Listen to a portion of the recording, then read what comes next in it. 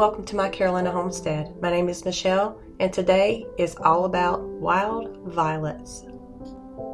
Here in the Carolinas, spring has finally arrived, and I am just walking through our yard and looking for all of the goodies that are popping up right now.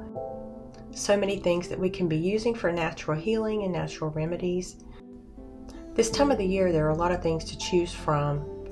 We have tons of dandelions, chickweed, purple dead nettle, henbit nettle, lots of violets. Wild violets are growing everywhere, and that's what we're going to focus on today. And I'll talk to you a little bit about what they're good for and how you can use them. Wild violets are a low-growing perennial plant that grow prolifically in the Carolinas, and they bloom from early spring to early summer. You can use wild violets for many different things. They have tons of medicinal uses, and I'll talk to you guys about that in just a second.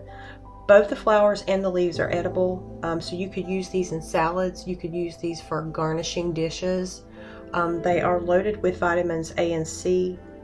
They're also powerful antioxidants. And there's my little helper grabbing some dandelions, because those are wonderful as well. So here we are just picking some of these blue violets because they're kind of tucked in everywhere in the yard.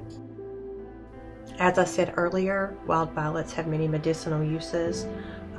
They help strengthen the immune system and stimulate the lymphatic system. They help the body eliminate waste and toxins in the body. They are cooling and moistening, and they relieve pain.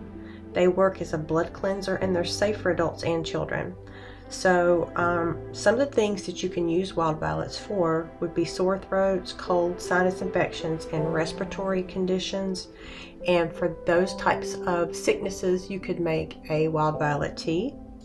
Wild violets are also good for a dry hacking cough, and for that you would also make a wild violet tea. And later at the end of the video, I'll show you how to prepare these flowers to make teas. Wild violets are anti-inflammatory, and they contain a variety of phytochemicals that are antioxidants and free radical scavengers. That makes them ideal for arthritis and joint pain relief.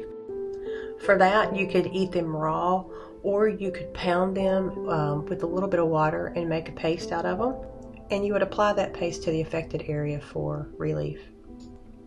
Wild violets can also be used for minor scrapes and abrasions. You could make a tea out of those and just wash the affected area, or you could make a poultice and apply it directly. If you are using wild violets as a tea for skin conditions, you don't want to add any sweetener to your tea. Wild violets are also a mild laxative, and they are safe for adults and children, so you could make a tea to relieve the symptoms of constipation. Wild violets help with lowering cholesterol and also are a great blood thinner. They also help with balancing your intestinal bacteria. When using violets for lowering cholesterol and for use as a blood thinner, you could eat the leaves raw. You could also dehydrate the leaves and make a powder out of them and take them in capsule form, or you could take them as a tea or tincture. As I said earlier, violets are great for skin conditions, abrasions, eczema, dermatitis, and also insect bites. Violets are a cooling and soothing herb, and you could use these in a violet tea as a wash on the skin. You could also infuse oil with wild violets and use that as a healing oil, or you could turn that oil into a salve. I don't recommend consuming the seeds or the roots because it can cause severe upset stomach, vomiting, and high blood pressure. So stick to the flowers and the leaves. Another medicinal use for violets is for headache relief.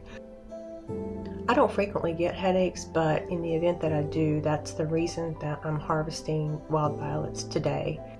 These dried flowers will be good for at least a year and ready to use whenever you need a natural remedy.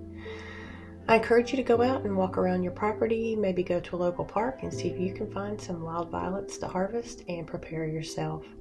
Thank you for stopping by my Carolina homestead and spending some time with me today. If you enjoyed this video, please give it a thumbs up, subscribe to the channel, and click that notification bell for more videos coming soon. See you next time, and take care.